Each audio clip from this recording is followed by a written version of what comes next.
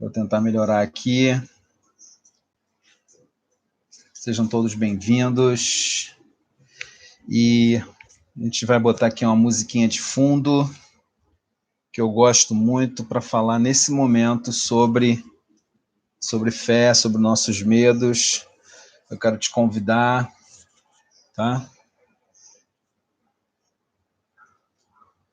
Então, estamos aguardando aí que você esteja com a gente. Vamos lá. Nunca tem fim.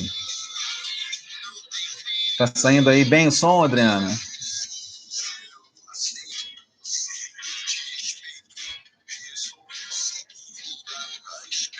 Cadê o meu amigo Kleber Assis?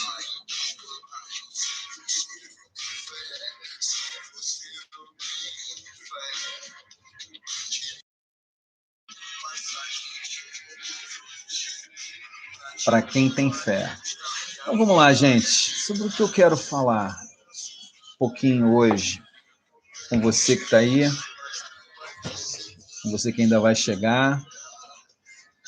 É o seguinte, nós estamos vivendo um tempo bem difícil mesmo.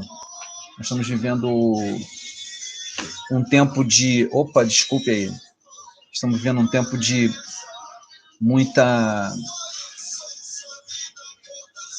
confusão, né, na nossa sociedade. Como dizem alguns amigos meus, um tempo de polarização muito grande, né? E essa polarização, ela acaba fazendo com que a gente tenha mais medo ainda, né?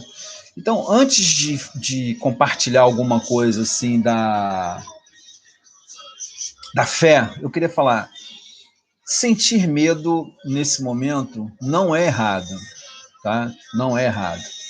A vida, muitas vezes, ela vai trazer situações em que nós vamos sentir medo mesmo, e isso é natural. Eu queria, então, listar alguns medos que estão bem em voga nesse momento. O primeiro medo é o medo do desemprego, ou o medo do colapso financeiro. Inclusive, existem pessoas que têm mais medo do colapso financeiro do que o medo da doença em si, do Covid-19. E não é um medo inválido, lógico. E quando a gente é honesto, quando a gente é sincero, a gente admite que tem medo. Eu tenho medo. Eu tenho medo de não ter trabalho, das coisas não darem certo, dos clientes sumirem. Lógico que a gente sente medo. Então, um dos medos que nós estamos enfrentando é o medo financeiro, o medo da questão do trabalho, o medo da questão da falta de perspectiva financeira. E isso não é, de forma nenhuma, uma coisa que seja desmerecida, que seja inválido. Isso é real. O segundo medo que eu queria abordar é o medo da doença em si. Sentir medo é fazer parte do que está ocorrendo, estar conectado ao momento, mas o medo não pode nos impedir de seguir, exatamente. Isso aí, Adriana, eu aprendo muito com essa mulher é maravilhosa. Então, o medo da doença também é um medo justo e válido, né? Eu, por exemplo, estou contra todas as características da minha personalidade. Estou usando máscara quando desço para levar o cachorro. Já até fiz gravação de vídeo no Instagram, assim. Eu sou uma pessoa muito teimosa, admito. E foi difícil, Adriana, me convencer a que eu tinha que usar a máscara, né? Então a gente tem medo, é natural isso, medo dessa doença. Nós vemos notícias, nós vemos informações, número de mortes aumentando, nós vemos também desinformação nessa briga que há entre a ala que quer que volte ao normal porque vai morrer gente de qualquer jeito, com a ala que diz, não, vamos respeitar a ciência. E aí, nesse medo da doença, eu queria trazer um aspecto aqui importante, tá? O medo da doença é real, nós devemos ficar atentos, devemos nos precaver. Porém, eu gostaria de dizer para você que houve muita informação, se escuta muita informação, você que segue vários grupos de WhatsApp, etc. O medo da doença não é o medo em si somente da doença. O medo também é o medo do colapso do sistema de saúde. É isso que muitas vezes as pessoas que querem o rompimento imediato da,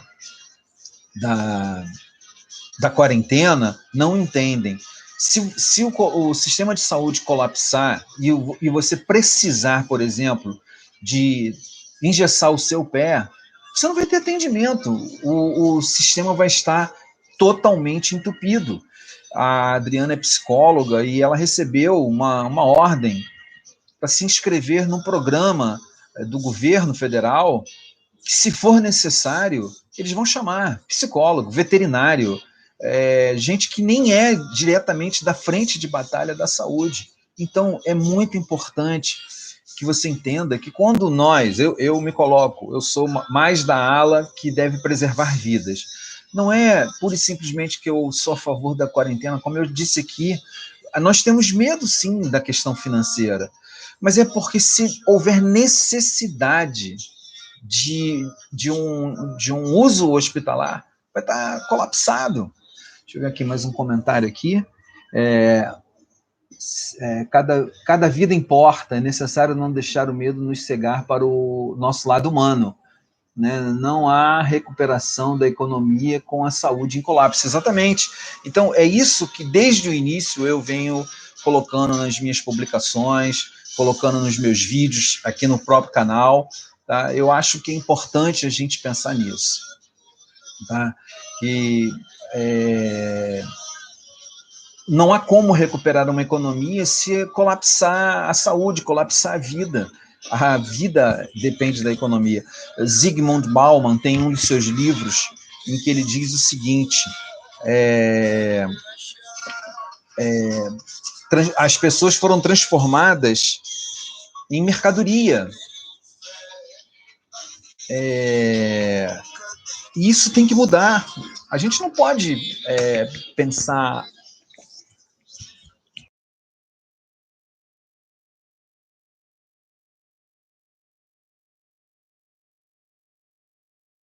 Falhazinha aqui. A gente tem que pensar que é importante demais cada vida. Então, esse sempre tem sido o meu ponto. Esse sempre tem sido o meu ponto. Vida, mas também trabalho, porque não há como uma coisa funcionar sem a outra. Então, são medos reais. Um outro medo que eu tenho percebido também entre as pessoas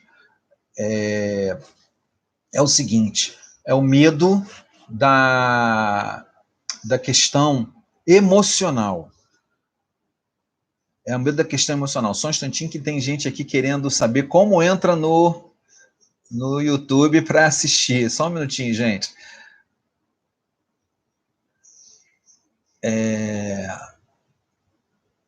Tem amigos aqui pedindo pelo WhatsApp para ensinar como é que entra. Eu não tenho como ensinar e transmitir ao mesmo tempo. Então, há esse medo também da questão emocional. A Adriana estava conversando comigo, eu citei isso num vídeo até, e eu vou citar novamente aqui. Uma das questões emocionais mais importantes nesse momento é que esse é um momento de trauma, né? Até eu vou pedir para ela escrever lá no chat lá e me ajudar. É um momento de trauma. E o pior no trauma não é somente o trauma em si, é Sandor Firenze,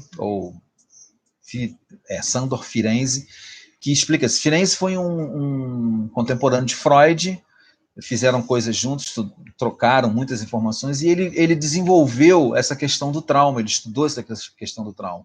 Então, o trauma em si ele é muito forte, ele abala realmente e é traumático. Hoje eu estava vendo o Facebook e a minha ex-professora de Direito Criminal lá na UERJ colocou que duas pessoas muito próximas a ela estão bem, bem ruim. Então, como ela falou, e o que eu tenho dito também para meus amigos, quando começar as pessoas ficarem doentes, perigosamente doentes, quando começar a ter nome e rosto individual para você, o medo vai aumentar mais ainda, o medo emocional, porque aí é o medo da perda, é o trauma. Porém, o que Firenze explica é que a negação do trauma é pior do que o trauma em si, tá? Essa é uma coisa que até nós estamos planejando.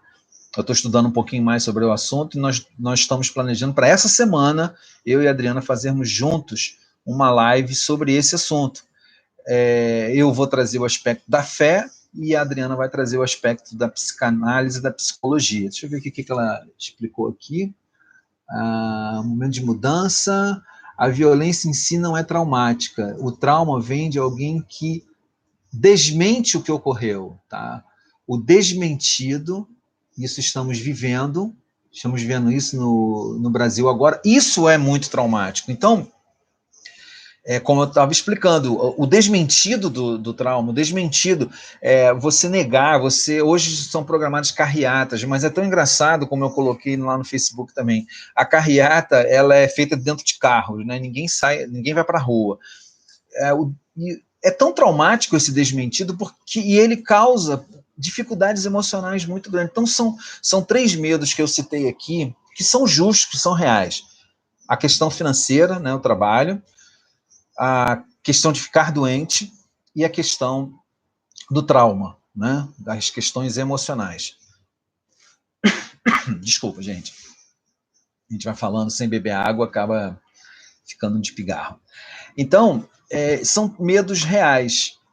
E o que eu queria trazer um pouquinho, falando sobre fé, sobre isso? Eu me lembrei, enquanto estava me preparando para esse momento, eu me lembrei de uma passagem muito interessante que está no Antigo Testamento, no livro do Êxodo. Então, eu vou escrever aqui para você, Êxodo.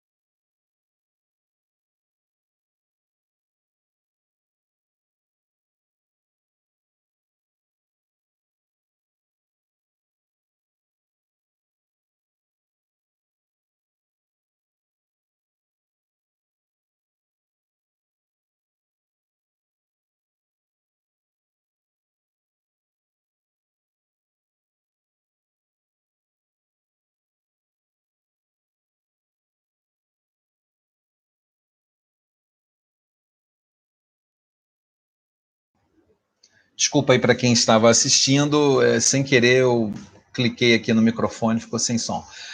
Então, Êxodo 32, conforme eu coloquei ali no chat, é a história do bezerro de ouro, quando o povo de Israel saiu do Egito. Moisés vai para o Monte Sinai para receber a lei que iria conduzir o povo, né, após a chegada na Terra Prometida, e ele lá encontra-se com Deus e Deus começa a passar as instruções para ele, começa a passar a lei que iria reger o povo, né, dali para frente.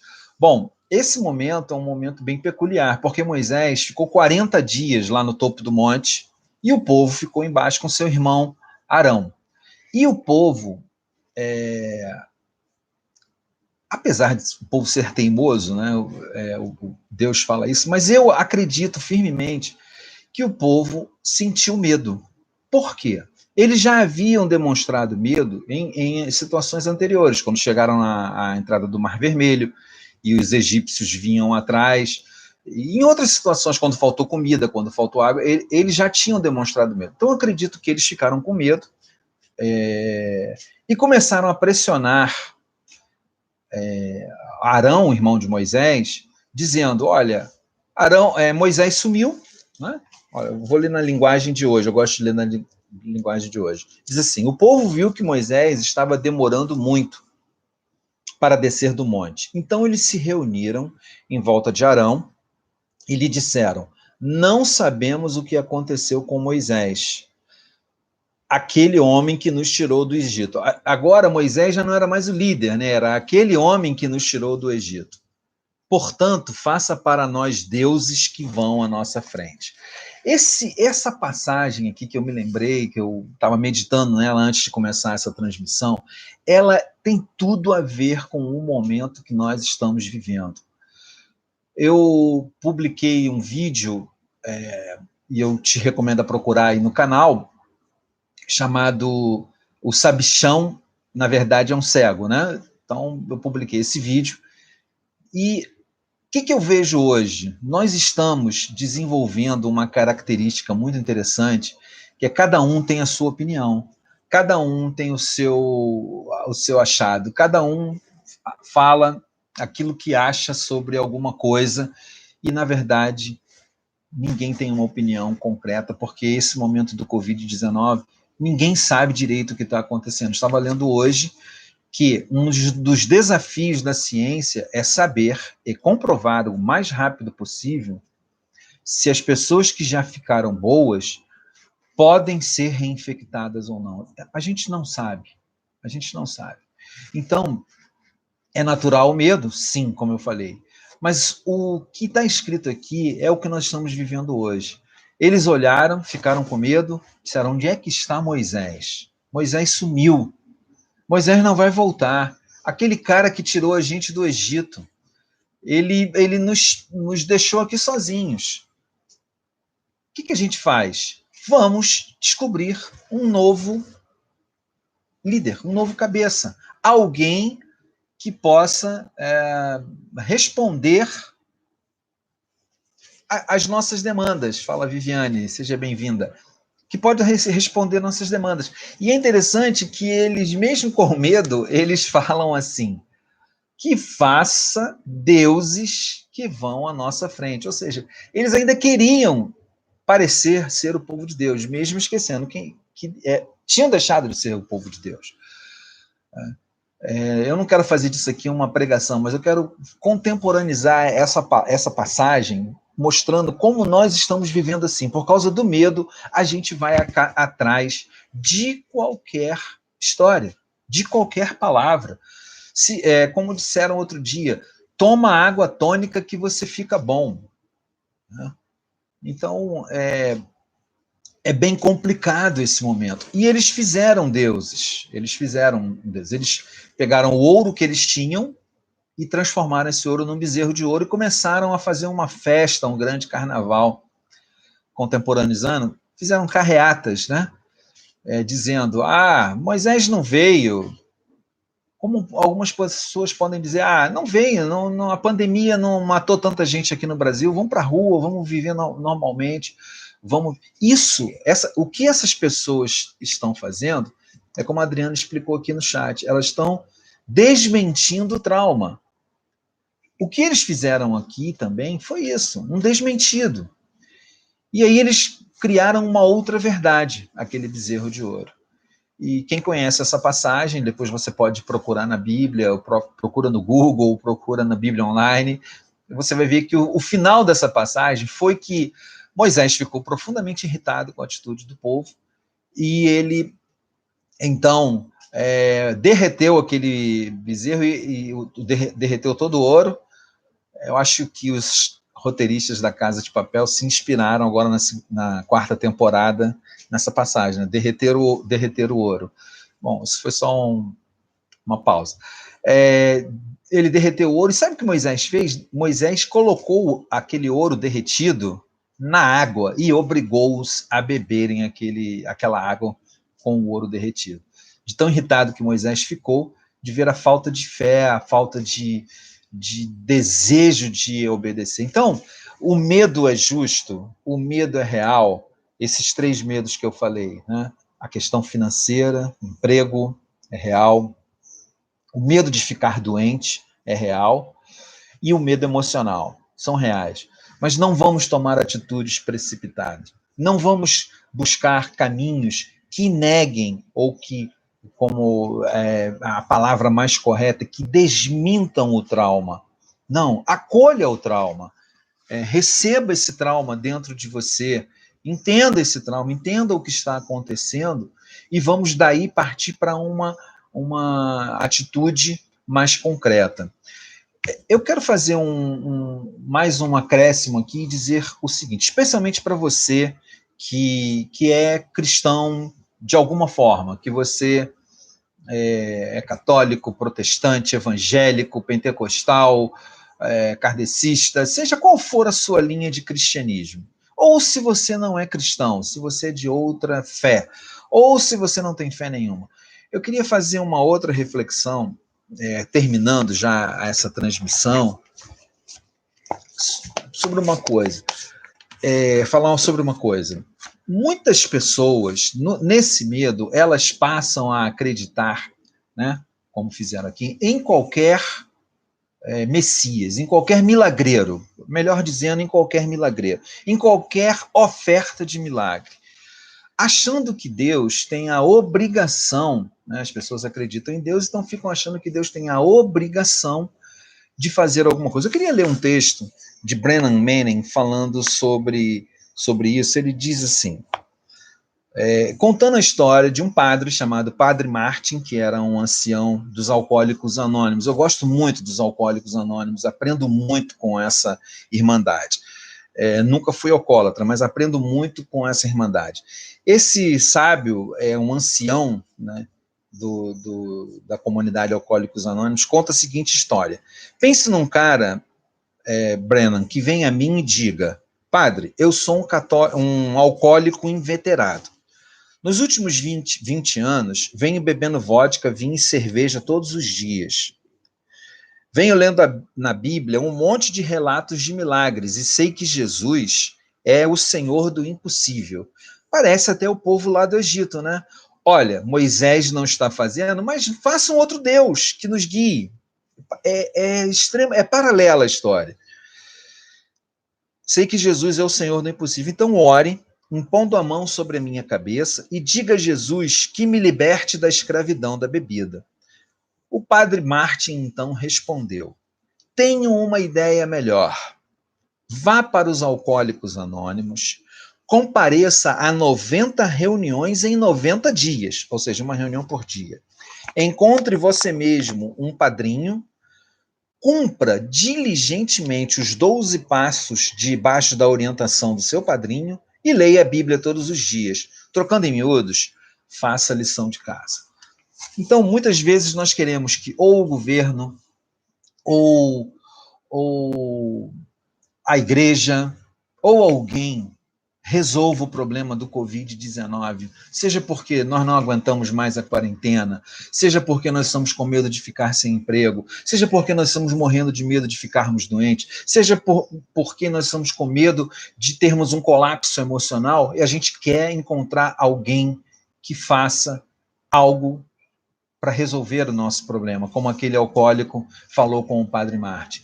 Eu quero terminar essa transmissão dizendo que essa parábola nos ensina, com a resposta do Padre Martin, vá e faça o dever de casa, que você deve fazer o dever de casa. Seja você uma pessoa religiosa ou não, qual é o dever de casa? Se proteja, proteja os seus, cuide dos seus idosos, respeite a ciência, tá? Respeite a ciência, tenha fé, não fé num bezerro, mas a fé em Deus, aquela fé que nos fortalece e nos encoraja, não aquela fé que espera que alguém de fora faça o impossível, mas o impossível, ele está bem à sua frente, é você se cuidar, se você pedir ajuda quando você precisar, tá ok? Então, é isso que você precisa fazer. A Adriana já falou para mim que eu tenho que parar de falar tá ok. Desculpa, gente. Então, é isso que você tem que fazer. Faça o dever de casa. O dever de casa hoje é cuide de você, cuide dos seus, cuide da sua família. Acredite na ciência e tenha fé. Tenha fé, tá? Se você precisar de ajuda, você pode me encontrar nas redes sociais. A gente vai se ajudar um ao outro. E agora eu quero te convidar, então, para a gente compartilhar o Pai Nosso. Tá? Eu quero te convidar para você, junto comigo, a gente compartilhar o Pai Nosso. Não precisa fechar os olhos, não precisa... precisa apenas você se ligar agora naquilo que você crê como força espiritual, naquilo que você crê como verdade espiritual para você. E eu queria te convidar, então, para a gente fazer uma oração, começando com o Pai Nosso, e depois eu fazer uma breve oração junto com todos vocês que estão aqui. Tá? Eu quero deixar bem claro que o objetivo desse vídeo não é de forma alguma manipular você religiosamente, mas é para ajudar você a enfrentar com coragem, fé e determinação esses dias. Tá, ok? Vamos ao Pai Nosso, então. Vou falar o Pai Nosso na linguagem de hoje, tá bom? Porque fica mais fácil para todo mundo compreender. Pai nosso que estais no céu, que todos reconheçam que o teu nome é santo, ou seja, santificado seja o teu nome. Venha o teu reino, e o reino do nosso Pai é um reino de paz e de justiça. Que a tua vontade seja feita aqui na terra, como ela é feita no céu. Dá-nos hoje todo o alimento que precisamos. Na linguagem de hoje fala assim, na tradicional diz, pão nosso de cada dia, dai-nos hoje. Ou seja, aquele pão de cada dia, eu oro junto com você, que não te falte. E para aqueles que estão perto de nós, que não falte também. Perdoa as nossas ofensas, como também nós perdoamos todos aqueles que nos ofenderam. Esse é um exercício bem difícil, mas que seja possível, E não nos deixes cair em tentação, mas livrai-nos do mal. Livrai-nos do mal, livrai-nos do mal. Como eu sempre falo, sempre oro essa oração junto com a Adriana, eu digo, livrai-nos do mal, Senhor, especialmente aquele mal que reside dentro de nós. Nesse momento da pandemia do Covid-19, onde cada um busca o seu próprio Deus, eu quero te instar, quero te convidar, quero te desafiar a você orar. Livra-me do mal da incredulidade. Livra-me do mal do medo. Livra-me do mal da paralisia. Livra-me do mal da negação. Livra-me do mal de ser egoísta com aqueles que precisam. E olha, pessoas que precisam hoje muito são aqueles que já estão internados, são aqueles que precisam de um respirador, são aqueles que precisam de uma UTI desocupada. Então não se exponha, se cuide. Que Deus nos abençoe, que Deus nos una, que Deus nos fortaleça, que Deus guarde a sua família. Se você tem uma pessoa idosa, estou vendo aqui que a dona Silvia está aqui lá no chat, se você tem uma pessoa idosa perto de você ou dentro da sua família, proteja essa pessoa. Se você tem crianças, há notícias de crianças, até bebês que faleceram por causa do Covid. Então, proteja os seus. Não vá atrás de um Deus que concorde com você. Vá atrás de ter fé, coragem, determinação e para vencer essa batalha. Tá ok? Muito obrigado pelo seu carinho de ter acompanhado aqui a transmissão. Ela vai ficar, evidentemente, aí gravada. Né? Eu espero você numa próxima transmissão. Eu estou combinando com a Adriana, então, uma live essa semana para falar sobre essa questão do trauma, né? E domingo que vem, 12h30, uma nova transmissão aqui, falando um pouquinho sobre fé, falando um pouquinho sobre o que está acontecendo nesses dias, tá? E eu desejo que Deus te abençoe muito mesmo, muito. Seja você de uma igreja, seja você de igreja nenhuma, eu desejo sinceramente que Deus te fortaleça e te dê coragem nesses dias. E como eu disse, se você sentir medo, se sentir sozinho, precisar de uma palavra de encorajamento, me acha aí nas redes sociais, Instagram, aqui no YouTube e no Facebook também. Paz e bem, forte abraço, fique bem, para que todos nós possamos ficar bem. Fique com Deus. Obrigado a todos aí que participaram, hein?